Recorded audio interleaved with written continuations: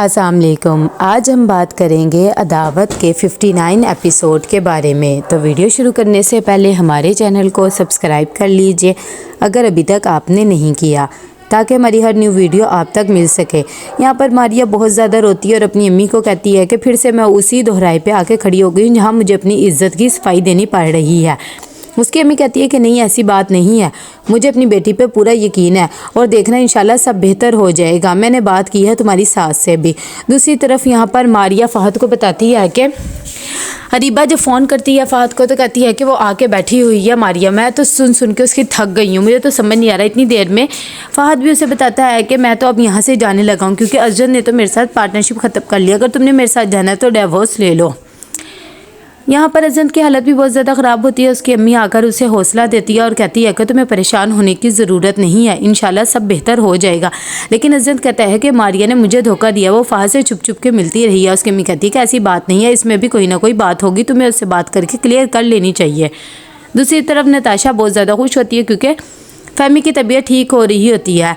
वो इंकसार को कहती है कि बच्चे शुक्र है मेरी बात मानने लग गए हैं। तभी इंकसार भी उसका शुक्रिया अदा करता है और कहता है कि मुझे बहुत ज़्यादा खुशी हो रही है कि तुमने बच्चों को अपने साथ मिक्स कर लिया है। दूसरी तरफ यहाँ पर मारिया बहुत ज़्यादा परेशान होती है, उसे अजन का वही रवैया याद आ रहा होता है। यहाँ पर अरीबा बहुत ज़्यादा गुस्से में होती है और आकर मारिया से कहती है कि तुम्हारे साथ जो हो रहा है ठीक हो रहा है और ये हर टाइम की क्या नहुसत पाल के रखी हुई है, मुझे तो कुछ समझ में नहीं आता है। इतनी देर में बेचारी मारिया उसका हाथ पकड़ती है और उसे कहती है कि तुम ही जाकर अजंत को समझाया, तुम्हें तो पता है फ़हद से मेरा कोई ऐसा रिश्ता नहीं है। लेकिन अरीबा साफ मना कर देती है।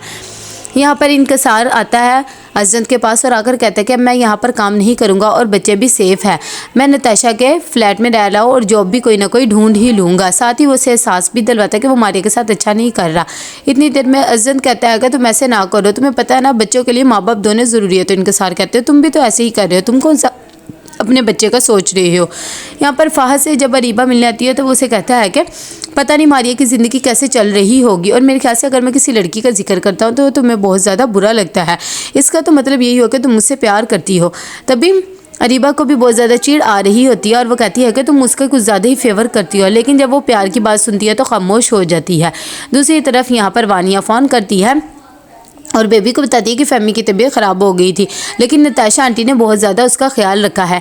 बेबी जब ये बात सुनती है तो कहती है कि हाँ अब उसने तो ख्याल रखना ही है ना, ताकि वो आप लोगों के दिलों में जगह बना ले, और तुम्हारा बाप भी उधर ही जाता रहता है। अभी वो बात करी थी, इंकसार आ जाता है। इतनी देर में बेबी उससे भी कहती है कि तुम्हें तो मौका चाहिए था उसके साथ रहने का और अब तुम्हें मौका भी मिल गया है, इसीलिए तो तुम उसके साथ रह रहे हो। इंकसार जब बात सुनता है तो कहता है कि मुझे लगा था कि शायद तुम्हें अपनी गलत फहमी का एहसास हो गया और तुम्हें बहुत ज़्यादा दुख हो रहा है, लेकिन तुम्हारी तो वही बात है, और वो फ़ोन बंद कर देता है। दूसरी तरफ यहाँ पर अजंत बहुत ज़्यादा परेशान बैठा होता है। अंबर आती है और उसे कहती है कि तुमने क्या हुलिया बनाया हुआ है, आज तुम्हारी मीटिंग है, जल्दी से रेडी हो जाओ, जाकर मीटिंग करो। अजंत का बिल्कुल दिन नहीं होता, फिर भी अंबर के कहने पे तैयार हो जाता है।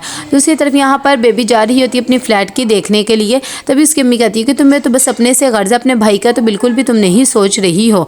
यहाँ पर अजंत जब मीटिंग से वापस आता है तो बहुत ज़्यादा खुश होता है। वो अंबर को कहता है कि ये खुशी सिर्फ तुम्हारी वजह से ही है, आज तुमने मेरा इतना साथ दिया इसीलिए तो मैं सब कुछ ठीक कर रहा हूँ। अंबर कहती है कि नहीं ऐसी बात नहीं है, आप ये सब खुशियाँ डिज़र्व करते हैं और आपको पता है मैं आपको कामयाब देखकर बहुत ज़्यादा खुश होती हूँ और मुझे तो बहुत अच्छा लगता है जब आपको कुछ अचीवमेंट हासिल होती है। यहाँ पर बेबी जब जाती है तो उसे पता लगता है कि जहाँ उसने फ्लैट लिया था उसका जो मालिक है उसने सबके साथ धोखा किया है और वो ये मुल्क छोड़ के भी चला गया है। बेबी को बहुत ज़्यादा सदमा लगता है और सब लोग आए हुए होते हैं। तभी वो कहती है कि मैंने तो 1 करोड़ से भी ज़्यादा इन्वेस्टमेंट इधर कर दी है, अब मैं क्या करूँगी, उसे कुछ समझ नहीं आता। तभी वो अजंत को भी फ़ोन करके बताती है। घर पहुँचती है तो भी उसे बहुत ज़्यादा गुस्सा आता है। वो अपनी अम्मी को कहती है कि मैं उसे छोड़ूंगी नहीं, एक एक अपना पाई निकाल के ही रखूंगी। उसने क्या सोच लिया। जब ये बात रशीदा को पता लगती है तो कहती है कि वैसे भी तुम्हारे साथ यही होना था, तुमने हमारा आशियाना ख़त्म करके अपने फ्लैट के पैसे जमा किए थे, तो ये सब कुछ तो तुम्हारे साथ होगा ना। इतनी देर में अजंत भी आ जाता है तो उसकी अम्मी कहती है कि देखो इसके साथ क्या हो गया। बेबी कहती है कि फ़िक्र करने की ज़रूरत नहीं, मैं उनके पीछे तक जाऊँगी, आप ये ना सोचना कि मैं उनकी जान छोड़ दूँगी। तभी उसकी अम्मी कहती है कि भाई क्या कह सकते हैं। अजहर कहता है कि मैंने सारा पता करवा लिया, वो लोग फ्रॉड ही थे और अब तुम बिल्कुल भी उसे कर नहीं सकती हो, और वैसे भी तुमने जैसे ये पैसे इकट्ठे किए थे मुझे सभी पता था, तुमने हमारा आबाई घर बेच दिया, तुम्हें तो ज़रा एहसास नहीं आई, वैसे भी तुमने तो ज़िंदगी सबकी बर्बाद कर देती हो, तुम्हें कौन सा खुश होती हो। इतनी देर में बेबी को गुस्सा आ जाता है और कहती है कि देख लें ये अभी भी मुझे ही बातें सुना रहा है। उसकी अम्मी कहती है कि बिल्कुल ठीक कह रहा है, वैसे भी तुम्हें किसी की कोई फिक्र नहीं है। बेबी कहती है कि हाँ सबको मैं ही बातें सुनाने के लिए मिलती हूँ ना, इसीलिए। अजन भी ये कह के चला जाता है। तो कैसे लगा आपको एपिसोड, लाइक कमेंट शेयर करके लाजमी बताइएगा। अल्लाह हाफिज़।